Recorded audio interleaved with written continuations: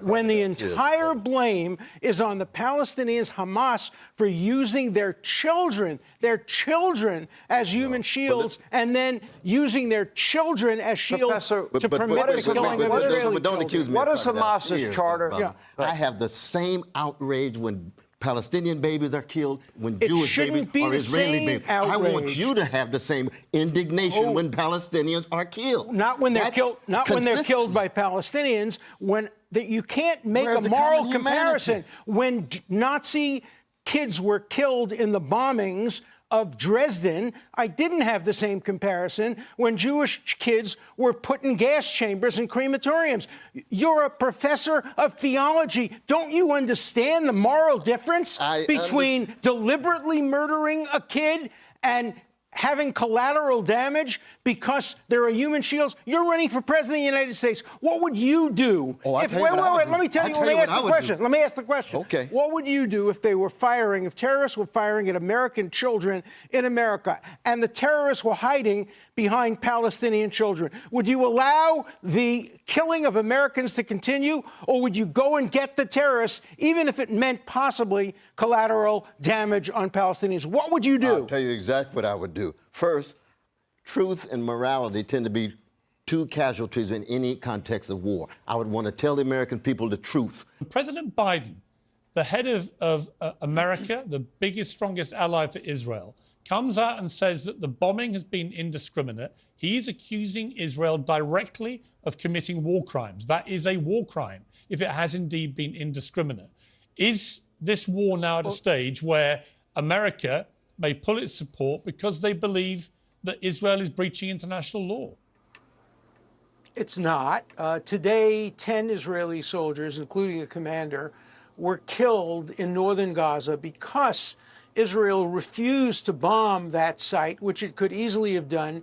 Instead, it sent in brave 18, 19, 20-year-olds, some of them considered children under the Hamas definition of anybody under 19, and they were all killed because Israel made a decision not to bomb indiscriminately. It has never bombed indiscriminately. It has always bombed as part of a process. Why is President Biden saying that it is?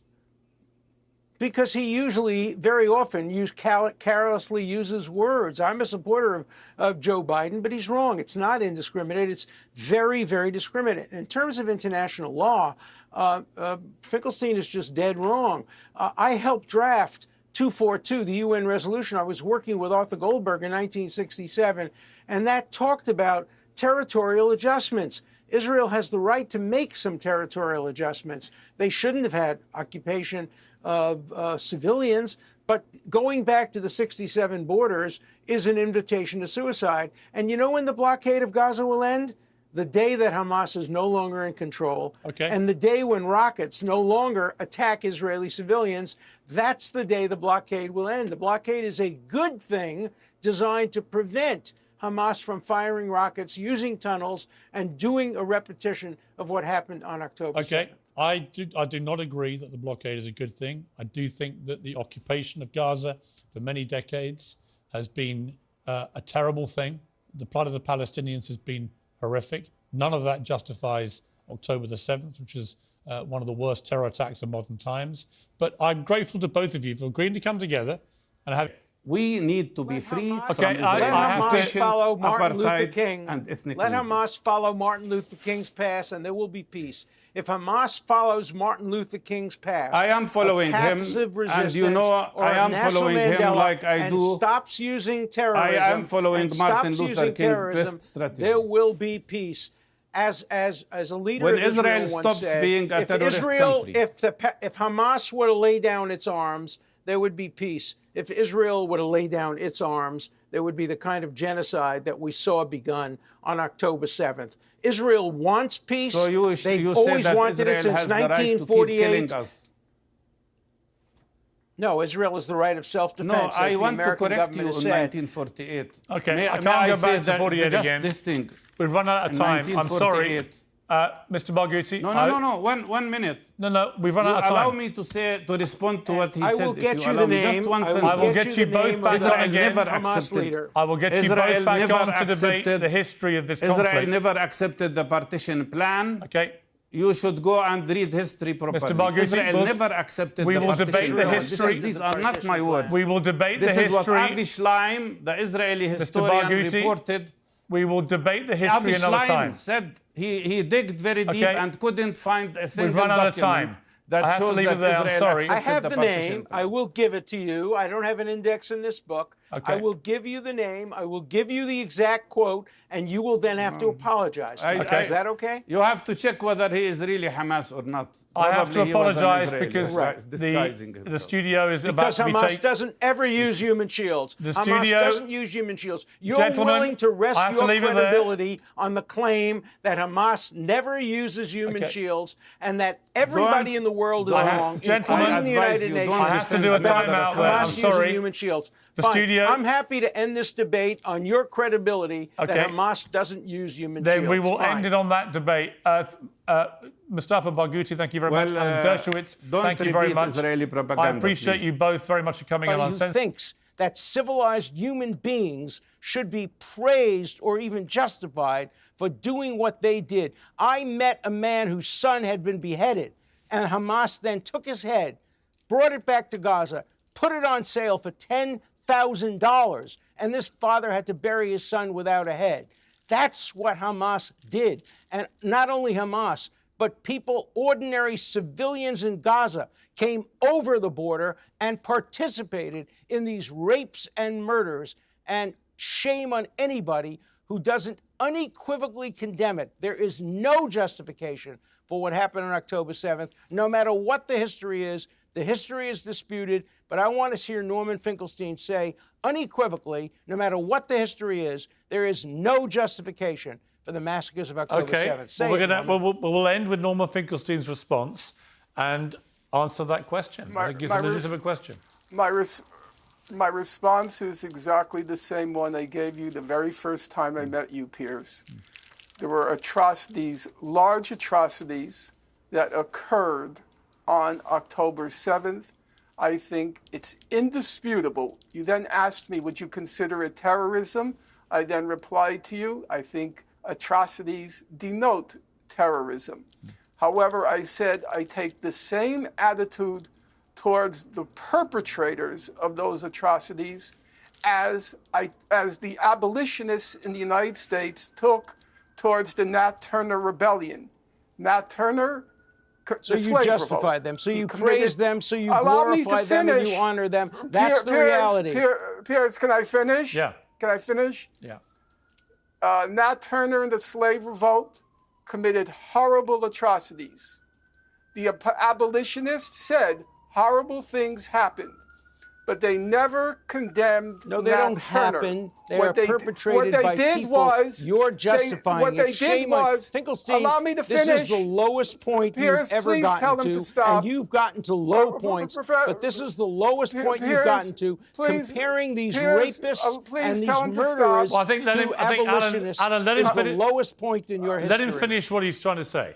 Having major land exchanges, which would give, and here's a real problem for Israel and for democracy, many areas in the north of Israel around the Afula Triangle are populated 98% by Palestinian Israelis, but 82 or 83%, according to polls, don't want to become part of a Palestinian state, even if they're given that option. They want to remain Israelis. Now, that may change if a Palestinian state is successful and viable and economically effective, but right now, even the land swaps are difficult, and it's not because of the settlements alone, it's because what are you going to swap? What is Israel? You can't just swap land. You have to swap land that has people on it. See, this is precisely the problem. Israel doesn't have very much land to swap. Once you start going above 2, 3, 4%, there is no high-quality land that doesn't have people on it. So you're either you're going to have to be moving people against their will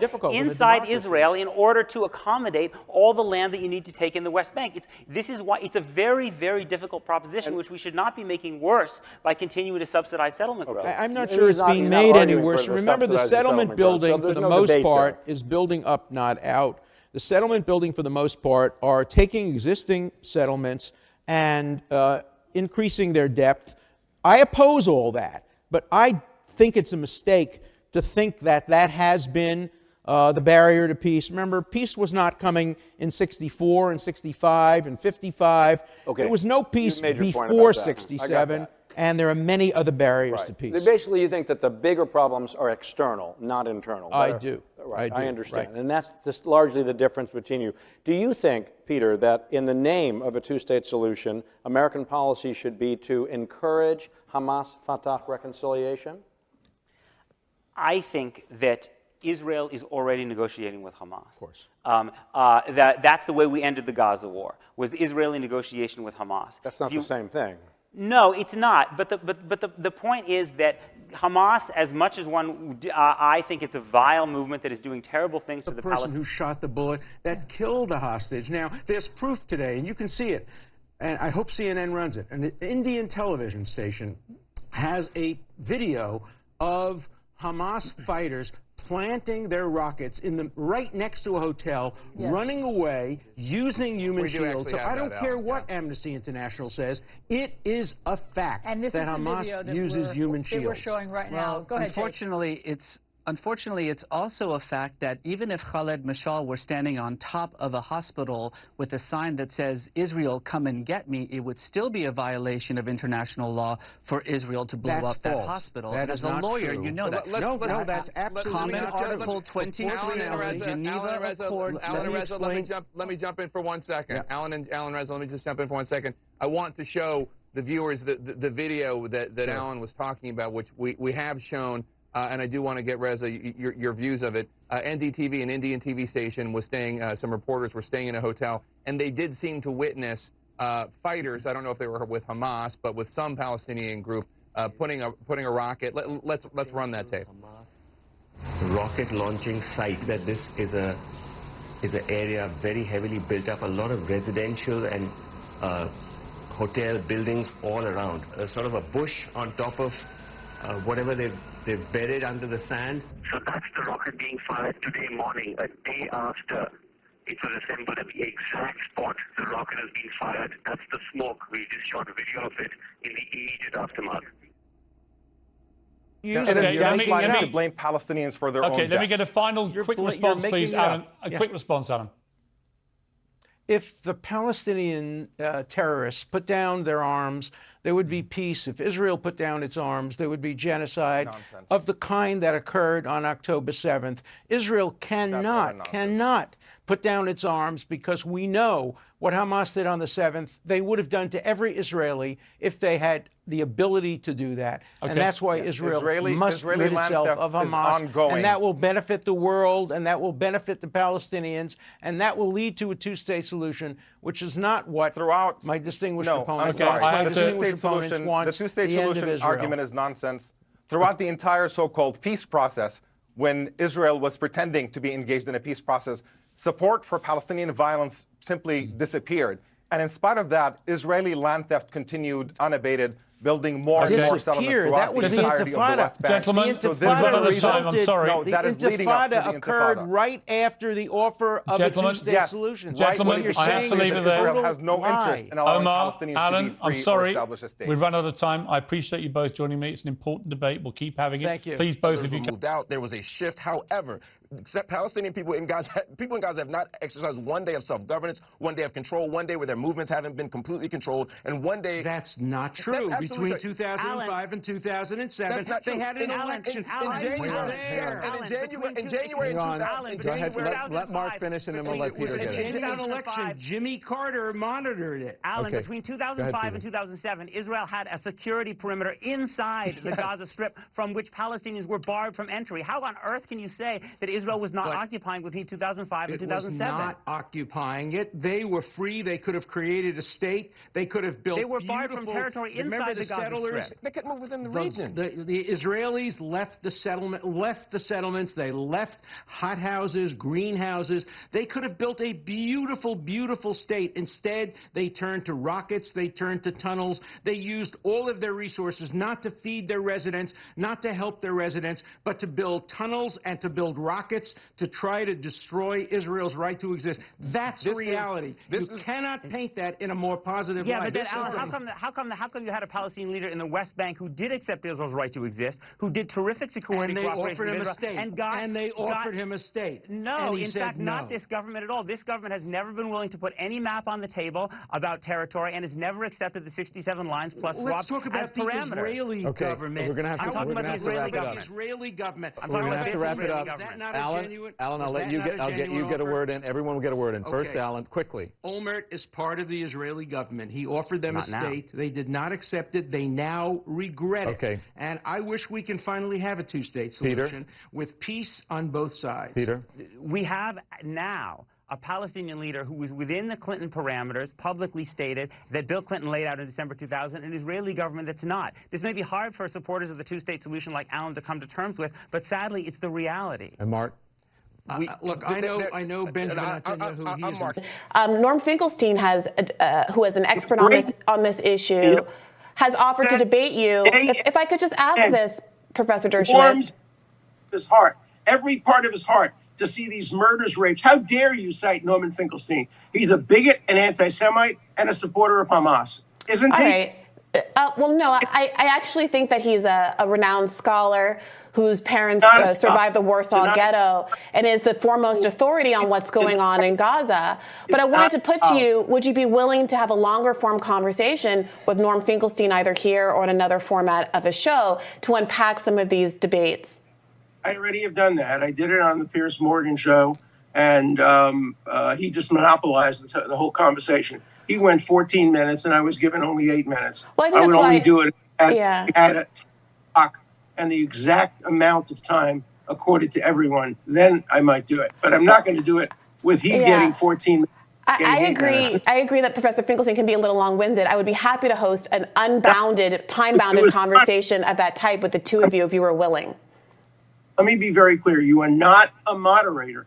I will do it with you as an opponent. I will have a debate with you, moderated by the gentleman on the other side. But you're not a moderator. You're I'd be happy to do that as well, Professor. You consent. You consent. I don't. Well, I'm sure we can find someone that satisfies you. All right. We will actually work towards setting up a fully functioning debate on this subject between the two of you, where there's enough time for both to respond, and we get that. Actually sounds like a really good idea. I was joking when I said I don't consent to do it. I would happily do it. I want to get in one more question on the subject at hand, and then we do have to let you go. Can you just predict for us whether you think the Supreme Court will take up the Colorado case? How likely it is that we'd hear from them if they're going to do that? Yes, I think they will give a stay in early January. Set oral argument probably for February, and have a decision likely in March. Okay. Thank you very much for making third-class citizenship for Israelis versus Arab Israelis and Palestinian Israelis. Excuse me, Arab Israelis and Palestinians. Please, Alan, let Mark respond. I'll just waiting for him. Are you done? Thank you, sir. If you're talking about occupation ending in 2005, right now Gaza is still controlled by land, by air, by sea. Israel still has a blockade. Israel still controls the population registry. Israel still controls the electromagnetic sphere. Israel still controls movement. Israel still controls the entering and leaving for Palestinians. It still controls the construction of supplies. It still controls the water, the food that comes in. It still controls the economy. Palestinians have not had one day of self-determination. If you don't call that second-class citizenship and an apartheid state, shame on you. Well, you talked about Israel being an apartheid state, number one. Number two, Israel... Address those points I made, though. Address those points I made, Alan. Address those points instead... Gaza, you're interrupting me. Gaza has had self-determination. They voted, and the foolish people in Gaza voted for Hamas, and look what it's gotten them. It's gotten them horrible conditions. It's gotten them turning the possibility of having a wonderful area of Gaza turned into a terrorist base. And when you use your civilians, by the way, another myth is that Gaza is very densely populated. Look at a map sometime, and you'll see there are areas of open space that Hamas could use to fire rockets. They choose to go to the dense areas of the Gaza Strip rather than to the empty areas, precisely because they want to incur civilian casualties. I call this the dead baby strategy. They know that when they put their rockets in front of civilian areas, Israel will have to respond, children will die, and they're ready to show those children on television. The media falls for it, you fall for it, and that only encourages Hamas to do it again and again and again. All right, Mark, last word, then I gotta go. Mark. I'd be curious to know, although I don't want you to answer it now, Alan, I'd be curious to know if Alan has any critique of Israel. Alan is tearing down the straw man that Hamas has things to critique, that Hamas has made mistakes, that Hamas is worthy of moral censure as well. I begin from the place of saying, look, I'm not pro-Hamas, so his critiques of Hamas, some of them I agree with. But again, Alan seems to refuse to acknowledge that everything that Hamas is doing, everything that the Palestinian people are fighting for, is from a posture of resistance to occupation. The fact that he denies that occupation, the fact that he ignores the United Nations censure of they were doing this before. They gave me the last word. All right, I'm going to have to end this, gentlemen. Sorry. No, okay, I got to end this here.